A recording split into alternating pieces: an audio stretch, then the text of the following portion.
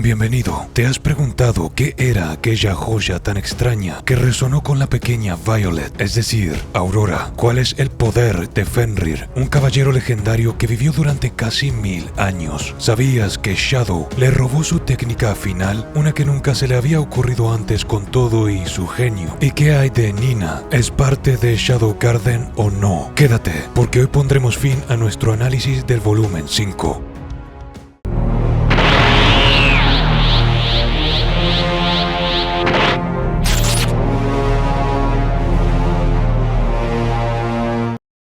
He.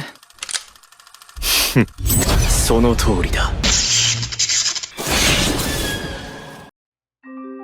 Por sobre una mesa de examinación médica, tanto Claire como la princesa Alexia despiertan tratando de no caer presas del pánico, ambas atadas. Su magia estaba sellada y para más Inri, a su alrededor detectaron 4 enormes tubos de cristal, dentro de los cuales, flotando en un fluido rojo, reconocieron a las estudiantes desaparecidas en sus respectivos reportes. La magia de dichas presas estaba siendo drenada con el objetivo de romper el sello que mantenía preso al brazo de diablos que se encontraba allí. Las jóvenes apenas eran reconocibles, siendo que el acto en sí las redujo a masas carnosas. De la nada hizo acto de presencia un chico de juventud y belleza tales que el aliento de ambas chicas fue arrebatado. Su cabello era blanco como la nieve y lucía igual de joven, sino más que ellas. Él dijo que tan solo quedaba un 10% para completar los requisitos necesarios en aras de romper el sello en cuestión.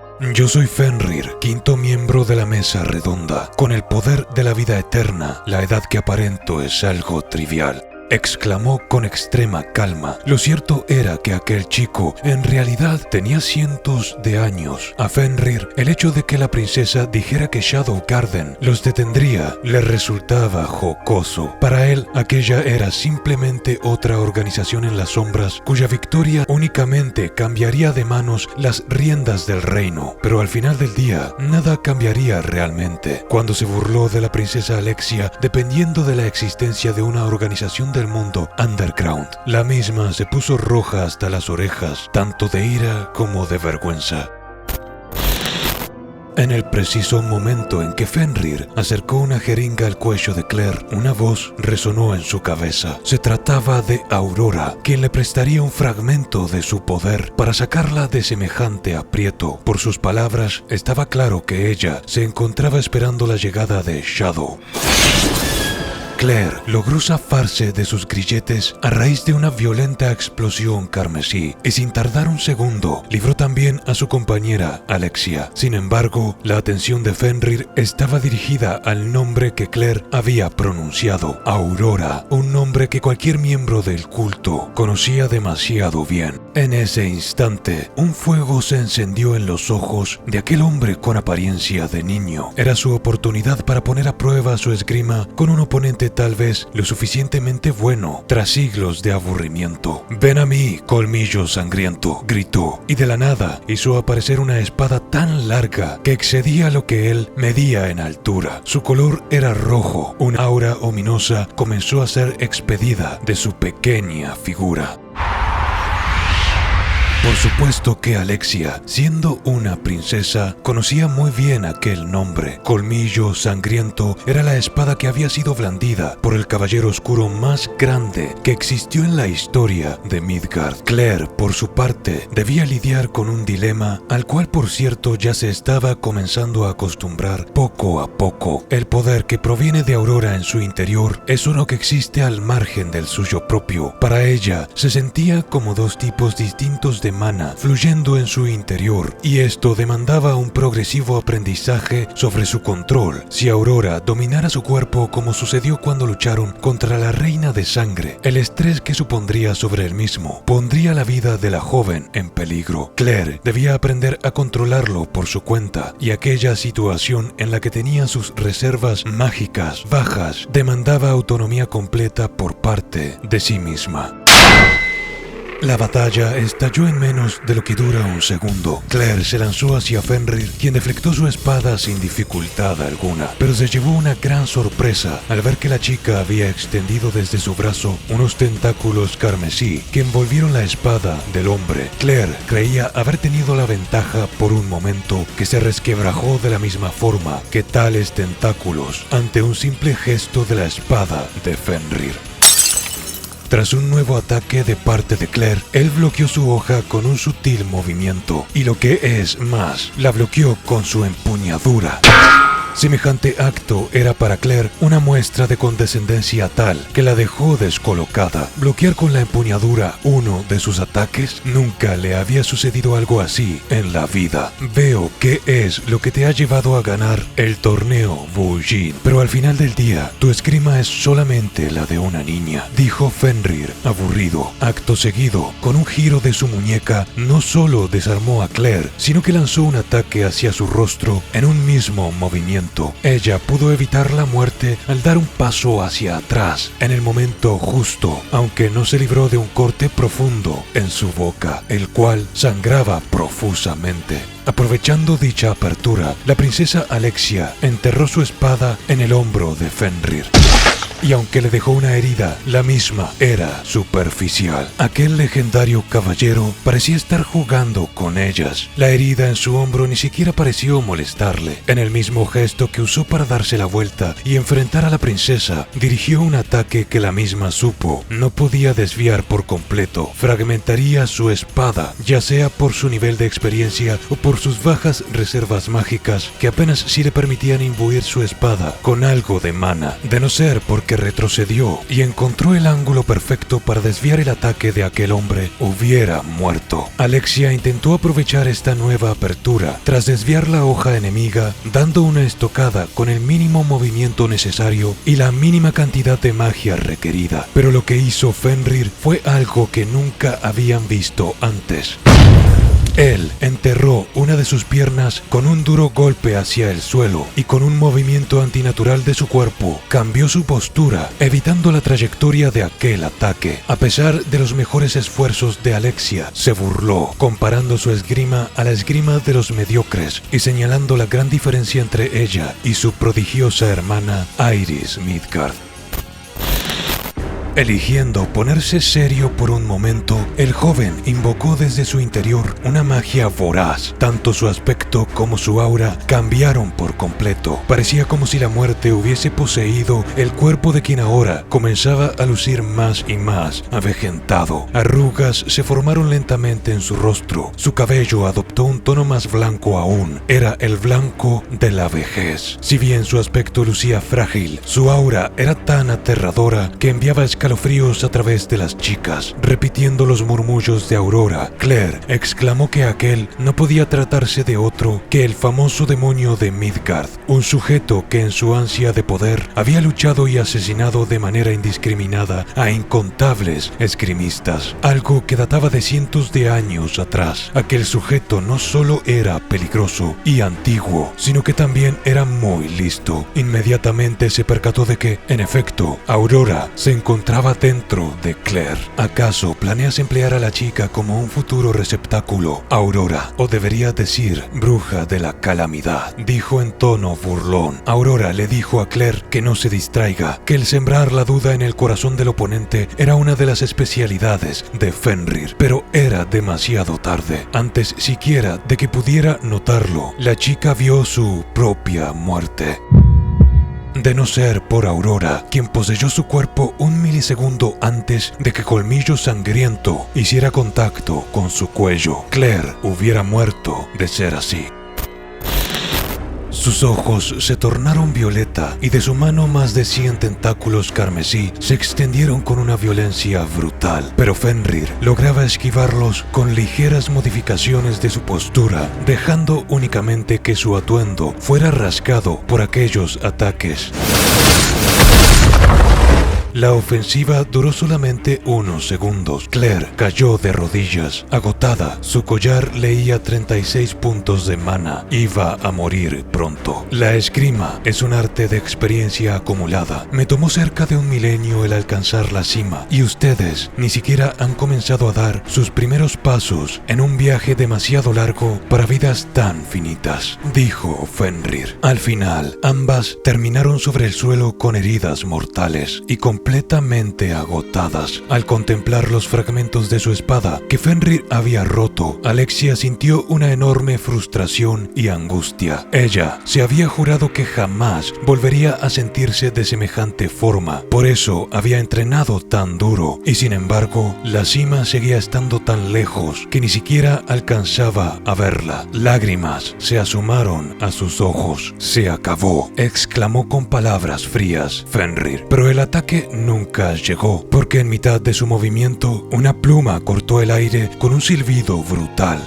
y se enterró en el suelo, provocando que Fenrir retrocediera sorprendido. Cuando Alexia vio de quién se trataba, no tuvo esperanzas de sobrevivir. Sin embargo, Cristina, quien le seguía detrás, dijo con expresión serena que podían confiar en él. Ante la insistente pregunta de Fenrir, obtuvo una respuesta. Yo simplemente soy Suzuki, estudiante de primer año en la Academia Midgard para Caballeros Oscuros. Como si se tratara de un juego perverso o quizás una prueba, Fenrir atacó con su larga espada, consiguiendo cortar únicamente un par de hebras del cabello de Suzuki, quien se mantuvo inmóvil. Le dijo que para tratarse de un supuesto don nadie, bien parecía tener un gran control sobre el espacio y la distancia. ¿Distancia? ¿Qué es eso?, dijo Suzuki sin gracia. Acto seguido, dio un paso adelante, entrando voluntariamente al rango de ataque del enemigo.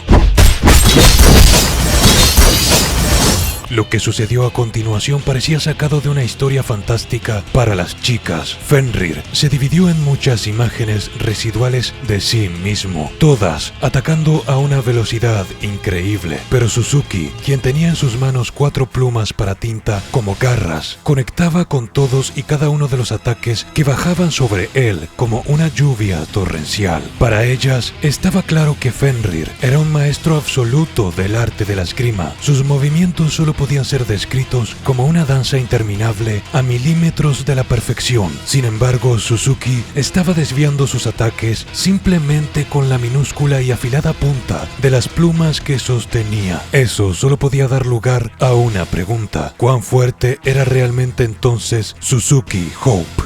Son demasiado fuertes, musitó Cristina. ¿Quién es él realmente?, preguntó Alexia. No lo sé, pero carga con un gran peso sobre sus hombros, un deber con el que debe cumplir a toda costa, replicó Cristina. Sus palabras resonaron con fuerza con la determinación de Alexia. Las chicas sabían que en una pelea de tan alto nivel, todo lo que podían hacer era simplemente observar. Para entender la naturaleza de la batalla que estaba siendo luchada, hay que comprender que, dado el increíblemente largo rango de colmillo sangriento, todo lo que podía hacer Suzuki, debido al minúsculo alcance de la punta de sus plumas, era evitar ataques desviándolos. Las palabras de Fenrir fueron que, dada la talla de esgrimista que Suzuki era, debía comprender que se encontraba en un callejón sin salida y era cuestión de tiempo para que muriera. Sin embargo, al dar un gran salto en el aire, Suzuki declaró que usaría su movimiento especial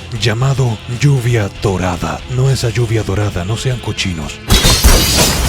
La escena era una absurda. Una torrencial lluvia de luces doradas caía sobre Fenrir, quien solo desviaba con su espada aquellas plumas que sabía que no podía esquivar. Antes de que se diera cuenta, todo el suelo estaba acribillado por plumas. Había caído en una encerrona, ya que tras ser arrinconado, se percató de que tenía detrás a Suzuki, quien había presionado una pluma sobre su cuello. ¡Jaque! Fenrir comenzó a decir que había subestimado a su oponente porque hacía tiempo que no tenía a alguien con quien jugar, pero Suzuki lo interrumpió. No le interesaba lo que sea que tuviera para decir, por lo que no lo dejó terminar, enterrando su pluma en el cuello del enemigo. Los jóvenes de hoy en día son tan impacientes, dijo Fenrir, quien expulsó una tremenda ola mágica, la cual mandó a volar a Suzuki. La herida en su cuello se cosió a sí misma, sanando en segundos. Sus ojos se volvieron rojos por completo. La hora de los juegos había llegado a su fin. Él posó sus ojos sobre Cristina, quien sintió que solo podía mirar a su propia muerte. A un nivel instintivo, sabía que no había nada que podía hacer. Desde el momento en que Fenrir decidió que ella moriría, simplemente iba a morir. Pero su muerte nunca llegó, porque Suzuki recibió el golpe fatal, abrazándola y protegiéndola con su propio cuerpo. Con una angustia brutal, la chica le dijo que por qué se había sacrificado, mientras él tosía sangre sobre sus mejillas. Su respuesta era que quería disculparse con ella, porque Suzuki había muerto con aquel golpe. Ahora todo lo que quedaba era el abismo. Su voz se tornó progresivamente más gruesa mientras hablaba, a la par que sus ojos brillaron de repente con una luz carmesí. Suzuki ha muerto. Ahora contempla mi verdadera forma. Con esas palabras, Shadow se manifestó, envuelto por un slime amorfo que de la nada adoptó la forma de su clásico y ominoso atuendo. ¿Había sido acaso Suzuki siempre un proxy para aquel hombre? ¿Fue siempre Suzuki un don nadie para ocultar la identidad de aquel hombre? Cualquiera fuera la respuesta, no cambiaría lo acelerado que los latidos del corazón de Cristina se habían vuelto. Era admiración, era sorpresa, era el mismo flechazo, pero ahora de un color sombrío. Era el corazón de una chica enamorada. No hace falta que diga que todas se sorprendieron, pero Fenrir no se inmutó. Lo aceptó como algo razonable, esperable incluso. Desde la perspectiva de Fenrir, Shadow se había disfrazado de un estudiante para tratar de atraparlo con la guardia baja, ya que sabía que no podía derrotarlo, entre comillas. Después de todo, las palabras de Shadow no tenían sentido. Nadie llegaría tan lejos simplemente para montar un pequeño show, como si buscase entretenerse. Finalmente había llegado su oportunidad de poner a prueba el poder de ese tal infame Shadow. Antigua técnica oculta de la espada, cáscara vacía. El nombre de su técnica claramente aludía a la muda de la coraza de un insecto, como metáfora para sus imágenes residuales, y sobre todo a cómo parecía desaparecer en la niebla para reaparecer en otro sitio. Cada vez que Fenrir desaparecía en la niebla, como si dejara de existir, reaparecía desde un ángulo ciego y atacaba con su espada. Aunque no conseguía conectar más que con parte de su capa la cual Shadow reconstruía, canalizando su magia hacia el slime. Pero ¿cómo era que Shadow estaba consiguiendo esquivar ataques mortales de aquella manera? En sus propias palabras, no seguía las fluctuaciones de mana del enemigo para anticiparse a sus ataques, no aún, sino que simplemente esquivaba en el preciso instante en que la espada de Fenrir hacía contacto con su cuerpo. La hazaña era una impresionante, pero el estilo que comprendía la misma era uno que ya existía y que Fenrir conocía como el estilo suave. Shadow no lo había aprendido de ninguna escuela, simplemente surgió de manera natural a través de la práctica, según dijo.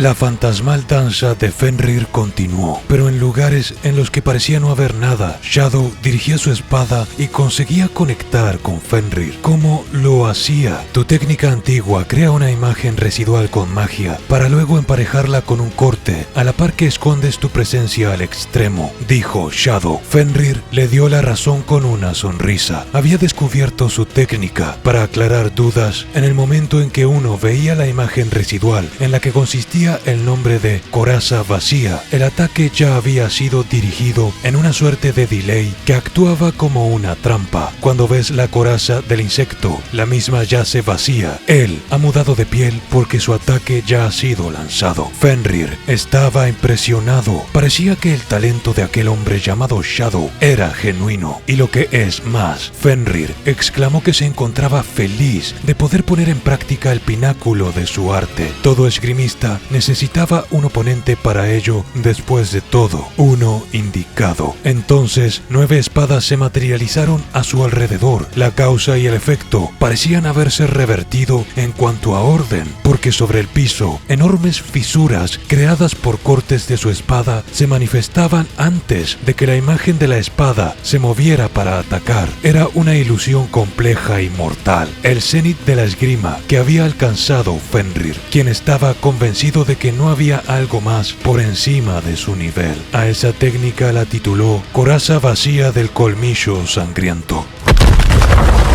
Presa de la técnica que no dejaba ángulo alguno de escape, Shadow fue arrojado en todas direcciones, rebotando en los ataques fantasmales de estas espadas flotantes, terminando al final sobre el suelo con apariencia abatida. Las chicas dejaron escapar palabras de angustia y derrota, pero cuando se acercó a Shadow, quien se había puesto de pie y lo cortó, no emanó sangre alguna. La espada simplemente le atravesó como un espejismo. Fenrir se percató con una sonrisa de que se había tratado de una imagen residual del propio Shadow todo este tiempo. Aprecio que me dejaras observar tu técnica, dijo Shadow. ¿La has aprendido tras tan solo un intercambio?, preguntó Fenrir. Alrededor de Shadow, 9 espadas negras como la noche se extendieron. Eran como dragones danzando en la niebla. Excelente trabajo, exclamó Fenrir con cuotas de satisfacción. Técnica secreta, coraza vacía atómica.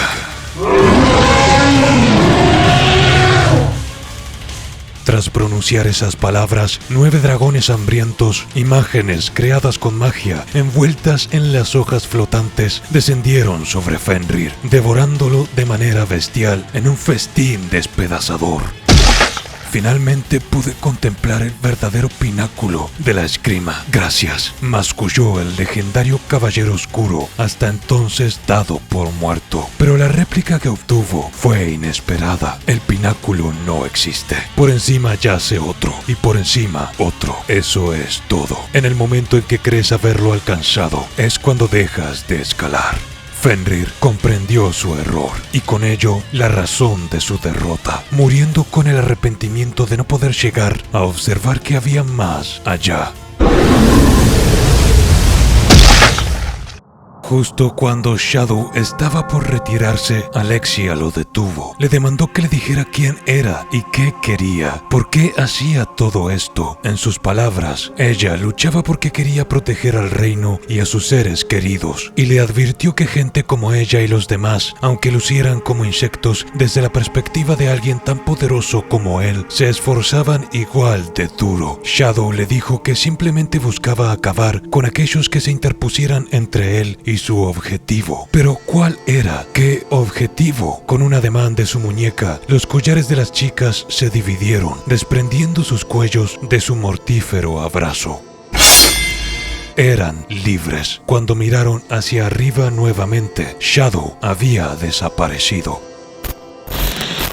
De la nada, Nina entró en escena. Alexia, quien estaba preocupada por la herida que Claire tenía en el pecho, la cual requeriría cirugía, la miró. Claire, por su parte, se encontraba contenta de verla sana y salvo. La excusa de Nina fue simplemente que se perdió en medio del alboroto y dio a parar allí. Ni bien Cristina, Alexia y Claire consiguieron reincorporarse, Nina las noqueó por la espalda. Zeta y Victoria emergieron de las sombras en ese preciso instante. Esta última congratuló a Nina e incluso le ofreció unirse a Shadow Garden, pero mientras que Nina sabía que podía convertirse en una miembro de la talla de las 7 sombras, se rehusó. Zeta asintió. Después de todo, era precisamente la habilidad de Nina de actuar por su cuenta al margen de Shadow Garden lo que la hacía valiosa para ella. Zeta le indicó que continuara actuando como la amiga de Claire hasta que llegara el momento indicado. Lo que sucedió a continuación era, a todas luces, un acto de traición hacia Shadow Garden, mas no hacia Shadow en sí mismo. Nina sujetó a Claire hacia un pedestal con extrañas escrituras. Una vez que hagamos esto ya no hay vuelta atrás, dijo Nina. Pero la réplica de Zeta fue que Alpha y su plan eran falibles. La mujer era demasiado blanda y bajo sus intenciones el mal volvería a emerger nuevamente. Es decir que, tal y como explicamos en el video Montevideo del pasado de Zeta, el mundo volvería a repetir sus errores, y ella no permitiría que algo así ocurriera. Por eso es que debían gobernar el mundo entero. Con la vida eterna, el maestro Shadow se convertirá en un dios, murmuró Victoria, quien insistió en que este mundo no necesitaba de enseñanzas sagradas, sino que solo prevalecerá bajo una nueva doctrina, la del maestro Shadow. Entonces, Zeta canalizó su propio mana hacia el pedestal, rompiendo las cadenas que sellaban la gran puerta. Claire aulló de dolor.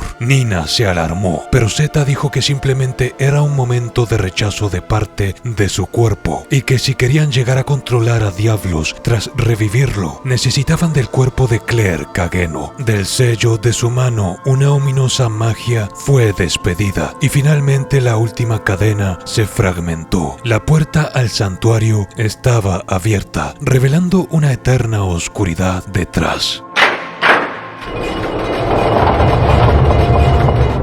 Ha funcionado, dijo Victoria. Zeta asintió. Ahora tenían en su poder tanto el brazo derecho como el brazo izquierdo de aquella por siempre temida criatura llamada Diablos. Yo o Alfa, algún día sabremos quién tomó la decisión correcta, añadió la teriántropa, quien se adentró en la oscuridad.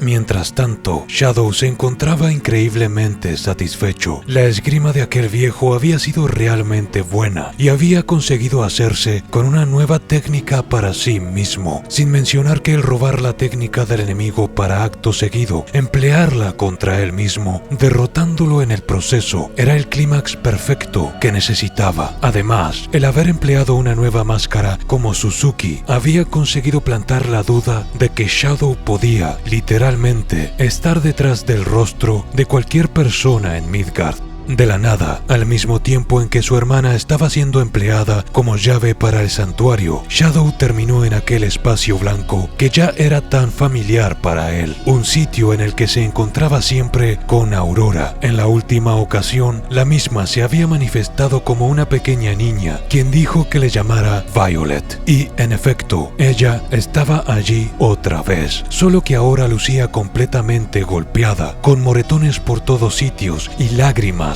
de sangre descansando sobre el suelo. Sin dudarlo un segundo, Shadow empleó magia para curarla. ¿Qué te sucedió?, le preguntó. Lo de siempre, replicó la niña, quien se hallaba contenta de reencontrarse con él. En ese instante, Shadow recuerda la joya carmesí con aspecto de rubí que tenía en el bolsillo, la misma que había desencadenado aquel previo encuentro. Debido al interés que había mostrado la niña la otra vez, él se la regaló. ¿Y esta joya tan importante qué es?, le preguntó Shadow. Mi malicia, replicó Violet, con una sonrisa que se deformó en una grotesca boca, dando lugar a una completa transformación de su rostro en la forma de un terrible monstruo. El espacio blanco se pintó de un negro eterno. Frente a los ojos de Shadow se desató la visión de una masacre que se repetía por lo que se sintió como milenios, exudando todas las emociones negativas del mundo, y luego simplemente reapareció en el techo de la academia. Mientras contemplaba el atardecer, Shadow dijo: tal vez no debería de haberle entregado ese rubí.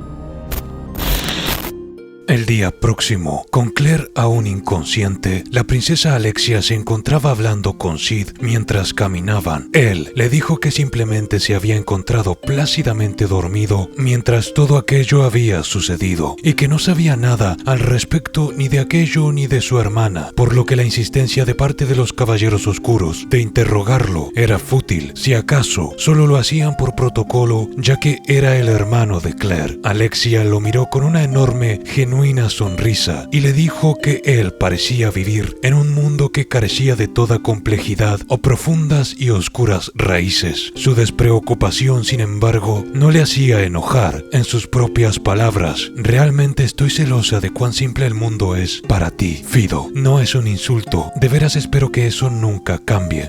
En Sid y su simpleza, ella parecía encontrar un ancla de normalidad. ¿Acaso has querido alguna vez el vivir para siempre?, le preguntó. Sí, más que cualquier otra cosa, dejaría el mundo arder si con ello pudiera conseguirlo, replicó con inesperada seriedad en sus ojos. Con ironía en su voz, la princesa dijo que él era la persona incorrecta para preguntarle algo así, pero Sid simplemente le replicó que si conseguía encontrar algún método para ser inmortal, que le avisara. Tras alejarse de Sid, Alexia musitó: vida eterna. Shadow no es alguien materialista como Fido, pero si Shadow estuviera detrás de la vida eterna, entonces, ¿qué sucederá con el mundo? Sus palabras se perdieron, arrastradas por un solemne viento bajo un cielo gris.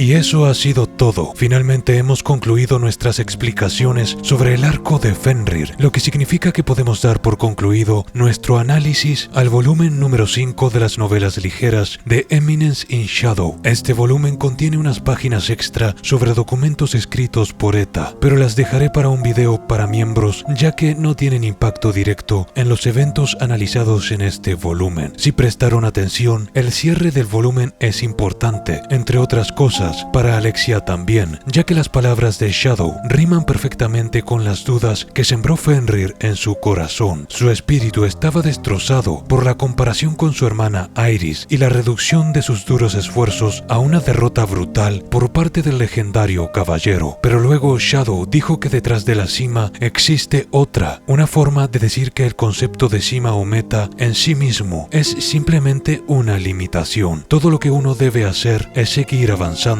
seguir esforzándose. Las cimas existen únicamente para aquellos consumidos por su propio ego. Una lección sin dudas importante para el futuro de Alexia. Sin más, esta odisea ha sido únicamente posible gracias al apoyo de los miembros, quienes tienen acceso anticipado a estos videos, además de contar con videos permanentemente exclusivos a modo de agradecimiento. Háganme saber cuáles son sus opiniones respecto al volumen 5 y qué es lo que están viendo esta temporada, para saber si hay algo que quieren que traiga al canal. Por mi parte, yo me despido. Y recuerden, no cometan el mismo error que Fenrir. Detrás de una cima existe otra. Al menos uno debe creerlo si no quiere dejar de avanzar.